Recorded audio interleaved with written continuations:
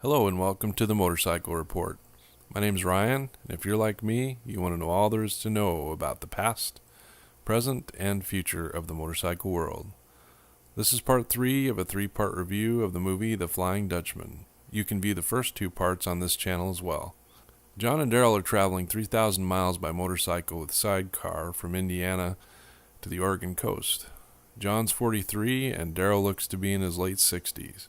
They're making the trip because Daryl has been a father figure to John, who lost his own father early in life. Daryl's losing his sight, and John wants to take Daryl on a trip that Daryl has always wanted to do on his own motorcycle, but that's no longer a possibility. Their first planned stop was near Hastings, Michigan, where we get to see Daryl's first house, the house he was born in and where he spent his younger days. It's been kept up well, and we're presented a quick view into Daryl's childhood, where his family didn't have a TV. But Daryl says he didn't know any better because they didn't know what TV was all about back then anyway. Daryl doesn't miss the house as he's been gone from it for a long time. I would have liked to hear more about what went on there as a further insight into Daryl's development, but it was nice to see it. As they continue on, there's a disappointment concerning the equipment they're using for travel, the motorcycle and sidecar. I've covered this in my previous 2 reports when reviewing the movie, so check those out for that. Finally, they load the motorcycle with sidecar onto a truck and arrive that night in Appleton, Wisconsin. The next morning presents a difficult decision.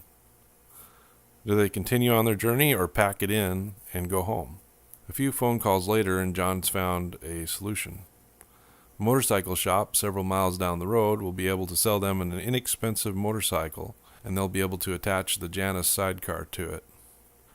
A great moment of relief for John, and also for me, because I didn't want to see the trip end. Well, then what? Well, that would make for a short review, wouldn't it? Besides, what was going on with these guys and their father-son relationship? I wanted to find out more.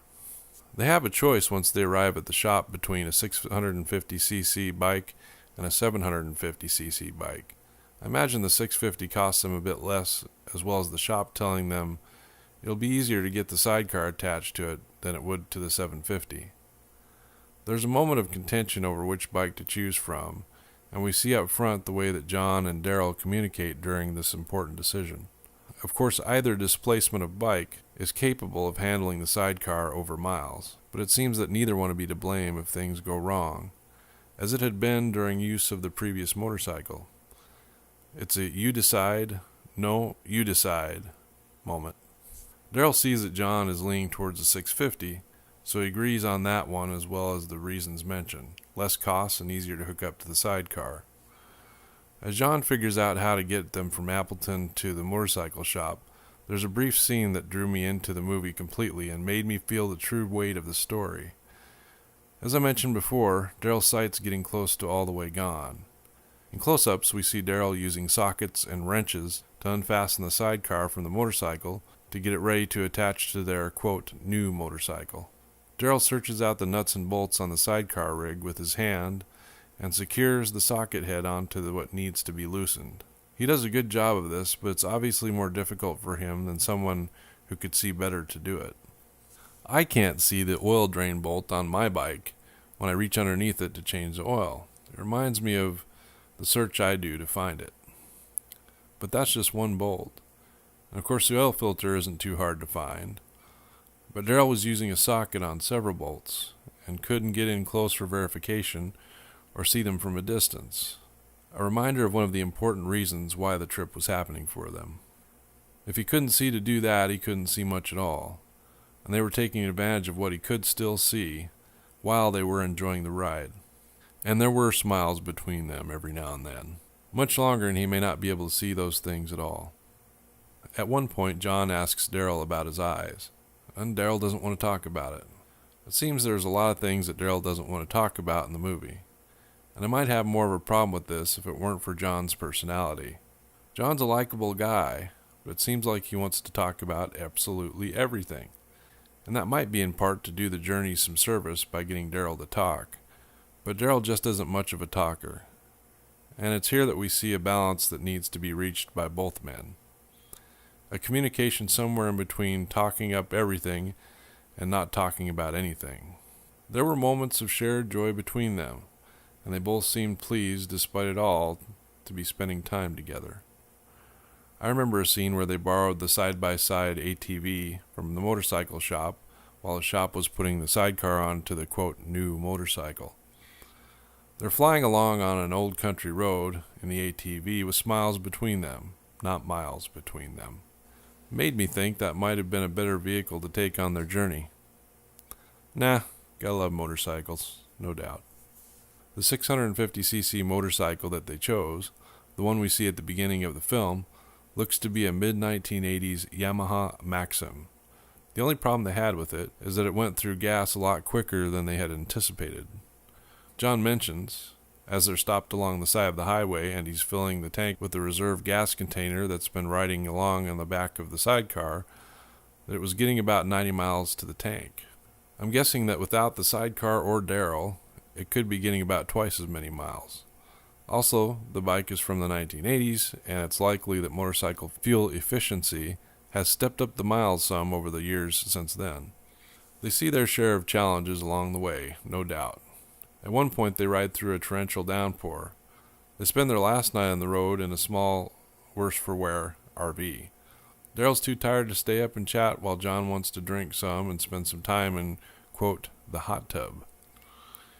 You can't see any hot tub or anything outside of the RV for miles, so I imagine there was a chunk of sarcasm thrown at this point to give their trip some levity.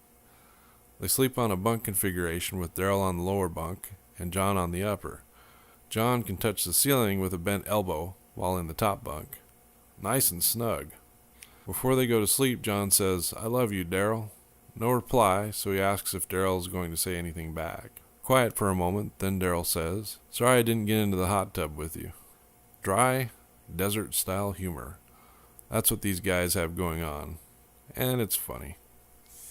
Throughout the movie, as they wake up each morning in their motel room or some distant RV or the like, the generation gap is clear in that John never wakes up as early as Daryl wants him to. And Daryl always wakes up before the sun comes up, in a monotone rhythm that happens every few moments. You can hear Daryl from the bathroom sink say, "John, get up. John, get up. John, get up."